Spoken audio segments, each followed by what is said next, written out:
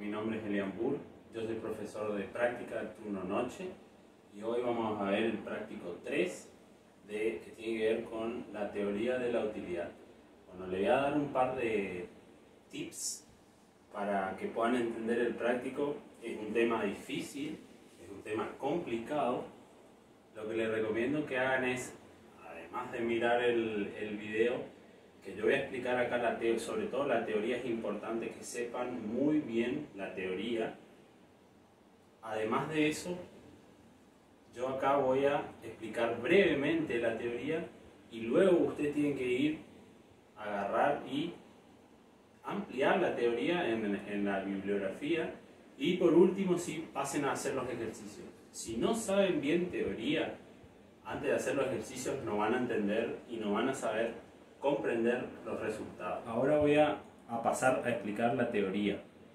Básicamente la teoría la voy a dividir en tres grandes temas. Tengan presente que todo esto que vamos a aprender de la teoría de la utilidad tiene como objetivo principal llegar a la curva de demanda. O sea, todos los instrumentos que vamos a ver ahora, al final, el objetivo final de todo este práctico es que ustedes justifiquen la curva de demanda de un consumidor. Entonces, primero lo que vamos a ver es el concepto de utilidad, qué es utilidad. Después vamos a ver la recta de balance de un consumidor y la curva de indiferencia de un consumidor. Vamos a ver que estos dos instrumentos se van a unir para poder formar el equilibrio del consumidor, y con el equilibrio del consumidor al final vamos a poder armar la curva de demanda. O sea, todos estos pasos que vamos a ver, el objetivo final va a ser obtener la curva de demanda. Bueno, vamos a arrancar entonces por la teoría de la utilidad, el concepto de la utilidad. La utilidad va a ser todo ese sentimiento subjetivo de placer o satisfacción que una persona va a experimentar como consecuencia de consumir un bien o servicio. Entonces la palabra clave acá va a ser la satisfacción, el sentimiento de satisfacción. Lo lógico es pensar que yo elijo consumir los bienes y servicios que me producen satisfacción. Acá arranca todo este proceso que tiene como objetivo entender cómo los consumidores racionales van a distribuir sus recursos entre bienes o servicios a fin de maximizar su satisfacción. Quiere decir que yo voy a consumir los servicios que me den mayor satisfacción. Con respecto a esto viene otro concepto, el concepto de utilidad total.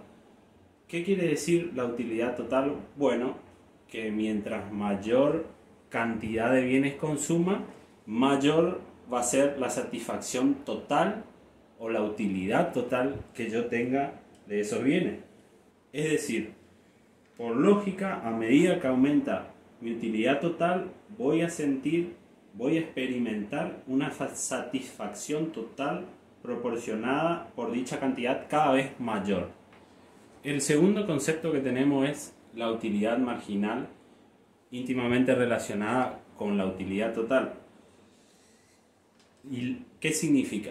La utilidad marginal no es otra cosa que el aumento de la utilidad total que me reporta el consumo de una unidad de ese bien o servicio. Es decir, ¿cuánto me aporta de satisfacción consumir una unidad de ese bien o servicio que elijo? Entonces, acá se ve un fenómeno particular que se ve en el gráfico, que significa que a medida que aumenta la cantidad consumida de un bien, su utilidad marginal va disminuyendo. Entonces, podemos ver en el gráfico 1 que la utilidad total va subiendo a medida que vamos consumiendo mayor cantidad de bienes, pero en el gráfico se ve que su crecimiento es decreciente. Cada vez un crecimiento, pero de manera decreciente. Esto se puede ver en contraparte con el gráfico de la utilidad marginal. Vemos que cada bien extra que consumimos me reporta cada vez menor satisfacción. ¿Esto hasta cuándo va a crecer la curva de utilidad total? Bueno, hasta el punto de saturación. El punto de saturación va a ser ese punto a partir del cual la utilidad total empieza a caer. Y esto va a venir dado en el gráfico 2, como vemos, cuando la curva de utilidad marginal toque el eje de las X. A partir de ahí la utilidad marginal es negativa, es decir, que no me va a reportar satisfacción. Bueno, una vez entendido el concepto de utilidad, seguimos nuestro camino rumbo a entender la conducta del consumidor. ¿Cómo lo vamos a hacer? Bueno, tenemos ahora la teoría de la elección. Entonces, la teoría de la elección me dice que para entender la conducta del consumidor lo vamos a hacer mediante dos instrumentos bien diferenciados. La restricción presupuestaria, por un lado, y la curva de indiferencia por el otro. Ambos instrumentos se van a unir para luego, en el punto de equilibrio, poder explicar el comportamiento del consumidor. Vemos rápidamente contrastados de un lado la restricción presupuestaria y a la derecha la curva de indiferencia. Es importante aclarar acá, si bien ahora vamos a ver detalladamente cada uno, los supuestos de estos dos instrumentos. Fíjense que los dos tienen el mismo supuesto. En la restricción presupuestaria, que va a venir representada, o sea, la restricción presupuestaria se grafica mediante una recta de balance, tiene el supuesto de que el ingreso del consumidor se gasta íntegramente en el consumo de dos bienes. Por el otro lado, la curva de indiferencia también me dice que tiene un ingreso fijo que se gasta íntegramente en el consumo de dos bienes, pero esta vez a un precio determinado. Entonces tenemos los dos instrumentos uno al lado del otro. Presten atención de acá en adelante a la pendiente de cada uno. En la restricción presupuestaria nos damos cuenta que la pendiente en toda la recta es constante. Por el otro lado, en la curva de indiferencia, vemos que la pendiente va cambiando de acuerdo a qué punto estemos. Quiere decir que su pendiente se va a hacer cada vez menos marcada si vamos del bien Y al bien X. Ahora vamos a ver cada instrumento por separado, pero quería mostrarle acá los dos instrumentos uno al lado del otro. Vamos a pasar a ver cada instrumento de forma particular y luego unirlos para sacar el equilibrio. Vamos por la restricción presupuestaria. En primer lugar vamos a ver que la restricción presupuestaria se analiza mediante lo que llamamos recta de balance. Es decir, se refleja mediante una recta en dos ejes. Entonces, ¿qué me muestra? Bueno, me va a mostrar las combinaciones máximas de dos bienes que puede comprar el consumidor dado su ingreso y el precio de ambos bienes. ¿Por qué máxima? O sea, ¿qué tiene que ver acá la palabra máxima? Bueno, acá el supuesto de la restricción presupuestaria es que el consumidor va a tener un nivel de ingreso, por decir 100 pesos. Y ese 100 pesos tiene que gastarlo íntegramente en el consumo de dos bienes. En este caso, en el gráfico lo puse como jugo y helado. Entonces, el consumidor tiene 100 pesos. Nuestro supuesto es que gasta esos 100 pesos íntegramente en jugo y helado. ¿Cómo se va a conformar ese gasto? Bueno, tenemos la primera fórmula, que es la que está arriba, que significa I es igual al precio del jugo por la cantidad del jugo, más el precio del helado por la cantidad del helado. ¿Qué quiere decir esto? Que mi ingreso de 100 pesos, por dar un ejemplo, tiene que estar repartido tanto en el precio del jugo por la cantidad de jugo, más el precio del helado por la cantidad de helado. Esos dos gastos tienen que sumar en toda la recta. Esos dos gastos van a sumar siempre 100 pesos. Por eso es la combinación máxima, porque es lo máximo que puedo obtener de ambos bienes. En toda la recta voy a obtener una combinación de bienes distinta, pero en todos voy a obtener 100 pesos. O sea, en todos voy a gastar 100 pesos.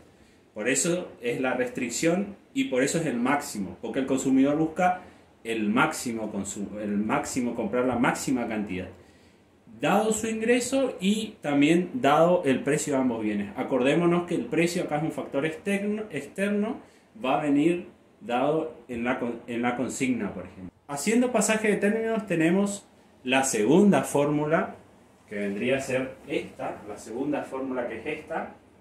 Esta fórmula es muy importante porque esta es acá lo expresamos como la ecuación de la recta. ¿Qué quiere decir? Vamos a tener en la ecuación de la recta, lo más importante es la pendiente. Y vemos que la pendiente es la razón, o sea, la división en ambos precios. La pendiente va a ser importante a futuro para hallar el equilibrio del consumidor. Esto básicamente es lo que tenemos que saber para hacer la práctica. Ahora vamos por el segundo instrumento, la curva de indiferencia. La curva de indiferencia me va a mostrar otra vez, como la restricción presupuestaria, un conjunto de combinaciones de bienes ante los cuales el consumidor es indiferente. ¿Qué quiere decir que es indiferente? Quiere decir que sobre la curva cualquier punto le reporta la misma satisfacción. Por lo tanto, se puede decir que cualquier serie de puntos le van a reportar la misma utilidad. ¿Se acuerdan que veníamos hablando de la utilidad? Primero hablamos de la utilidad, que era un sentimiento subjetivo de satisfacción, o sea, una sensación de satisfacción. ¿Qué quiere decir? La curva de indiferencia me va a mostrar acá una combinación de bienes que para un consumidor le da igual, digamos, le da igual estar en el punto A, por ejemplo, que estar en el punto B, porque cualquier punto sobre esta curva le va a mostrar el mismo nivel de satisfacción. Yo voy a estar igualmente satisfecho en cualquiera de los dos puntos. ¿Por qué es esto? Bueno, porque si estoy en el punto A, por ejemplo, voy a consumir más helados que jugo. Acuérdense, seguimos con el ejemplo, helados y jugos. Ahora, si yo me traslado del A hacia el B, voy a consumir menos helado. Es cierto eso, pero esto se va a ver compensado con un consumo mayor de jugo. Quiere decir que un bien va a compensar al otro, siempre pensando en la satisfacción. Acá viene otro concepto clave, que es la relación marginal de sustitución. De este gráfico sale la relación marginal de sustitución. ¿Qué significa? Que entre el bien 1 y el bien 2, el bien 1 vendría a ser el jugo y el bien 2 vendría a ser el helado. En nuestro ejemplo, la relación marginal de sustitución va a ser es la cantidad máxima del bien 2, en este caso el helado, que está dispuesto a renunciar el consumidor sin reducir su utilidad. Acuérdense que la utilidad siempre queda igual. Para aumentar el consumo del bien, quiere decir qué cantidad de bien yo voy a renunciar para seguir manteniendo mi misma utilidad siempre sobre la curva, ¿no es cierto? Acuérdense, si se desplaza la curva completa hacia la derecha, ahí aumentaría la satisfacción. Pero vamos a hablar ahora para el ejercicio solo sobre la curva. ¿Cómo se representa la relación marginal de sustitución? En el gráfico, la relación marginal de sustitución se representa como la pendiente en un punto de la curva. Acuérdense que, a diferencia de lo que pasaba en la recta de balance, acá la pendiente va cambiando. Entonces, la pendiente en A es distinto a la pendiente en B. Por eso, la relación marginal de sustitución va a venir representada por la pendiente en un punto de esta curva de indiferencia. Fíjense lo importante de las pendientes. Tenemos la pendiente de la recta de balance y la pendiente otra vez acá de la curva de indiferencia. ¿Qué va a ser lo lógico? O sea, ¿qué va a ser el tercer paso? Bueno, para encontrar el equilibrio del consumidor vamos a tener que igualar las pendientes. Bueno, ahora vamos al equilibrio del consumidor. Vamos a ver que unimos nuestros dos instrumentos que veníamos hablando, la recta balance y la curva de indiferencia. Vemos que el equilibrio se da cuando la relación marginal de sustitución se iguala con la pendiente de la recta de balance. Quiere decir que en ese punto donde son tangentes, quiere decir en ese punto donde son iguales, se da el equilibrio del consumidor. Se puede decir que en ese punto el consumidor maximiza su utilidad, o sea, el consumidor maximiza su satisfacción debido a su restricción presupuestaria. Esto se puede entender de la siguiente manera.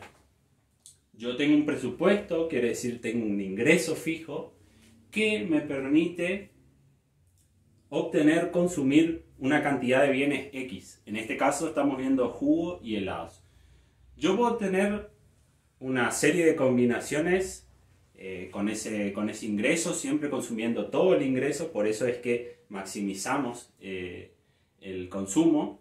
Entonces puedo tener un juego, una combinación de cantidades, pero yo siendo consumidor, ¿qué cantidad voy a elegir? Y bueno, voy a elegir la cantidad que mayor satisfacción me resulta, que mayor satisfacción me da. Y bueno, entonces tengo que ver mi curva de indiferencia y yo sé que sobre la curva siempre voy a tener la misma utilidad. O sea, sobre la curva voy a tener una combinación de bienes que me reportan la misma utilidad. Por ese motivo unimos los dos instrumentos y en ese punto donde se corta, que es un punto nomás de la curva de indiferencia, acuérdense que la pendiente va cambiando cuando vamos sobre la curva de indiferencia. O sea, en ese punto voy a maximizar mi utilidad porque gasto todo mi ingreso, o sea, maximizo mi ingreso y obtengo la satisfacción. Bueno, todo lo que venimos viendo, la recta de balance, las curvas de indiferencia, cuándo es el equilibrio, cuándo se da el equilibrio del consumidor, todo eso que fuimos viendo se resume o termina acá, en la deducción de la curva de demanda. O sea, todo eso que venimos haciendo es para hacer esto, es para deducir la curva de demanda. Todos estos gráficos del consumidor y cómo se comporta me van a servir para justificar por qué en la ley de demanda decíamos que cuando disminuye el precio aumenta la cantidad consumida.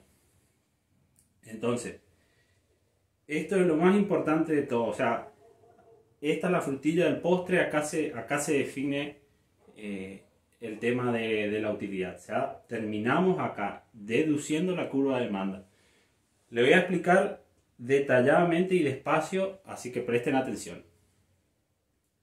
Bueno, ¿se acuerdan que teníamos el equilibrio del consumidor que se daba cuando las dos pendientes se igualaban? Quiere decir que cuando la pendiente de la recta de balance y la pendiente en un punto de la curva de indiferencia, o también llamada esa pendiente la RMS o relación marginal de sustitución, cuando se igualaban, está en equilibrio.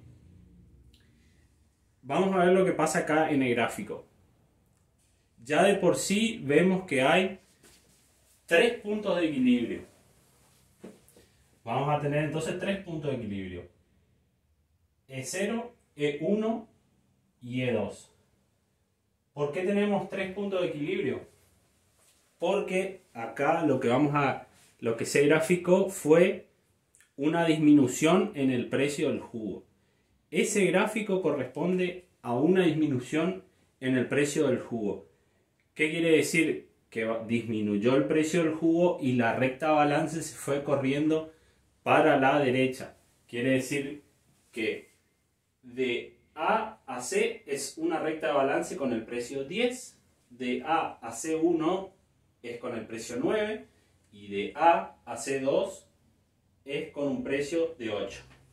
Entonces, a medida que disminuyó el precio, el consumidor tenía más ingresos disponibles y los gastaba en más cantidad de jugo. ¿Por qué el helado queda solo en un punto? Bueno, porque el helado no se modificó. Acuérdense, seguíamos el criterio ceteris paribus. Solo vamos a mover el precio del jugo acá. Entonces, los otros condicionantes, o sea, los otros determinantes quedan fijos. Por lo tanto, al disminuir el precio del jugo, el consumidor pudo obtener más cantidad de jugo, por lo tanto, su recta balance se fue corriendo hacia la derecha, de AC a AC2 en el último. Y así también se fueron corriendo los puntos de equilibrio. Tenía mayor presupuesto, o sea, tenía mayor poder adquisitivo porque bajaba el precio. Entonces podía aspirar a tener una curva de indiferencia más alta, que por supuesto me reportaba mayor utilidad. Entonces, ¿qué es lo que vemos acá? Bueno, que en AC el equilibrio va a ser, en la recta AC el equilibrio es E0, en la recta AC1 el equilibrio va a ser E1 y en la recta AC2 el equilibrio va a ser E2. Entonces tenemos los tres puntos de equilibrio que se pueden unir con una curva y esta curva se llama curva de precio-consumo.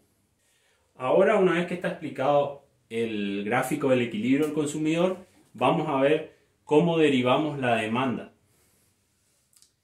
Fíjense que tenemos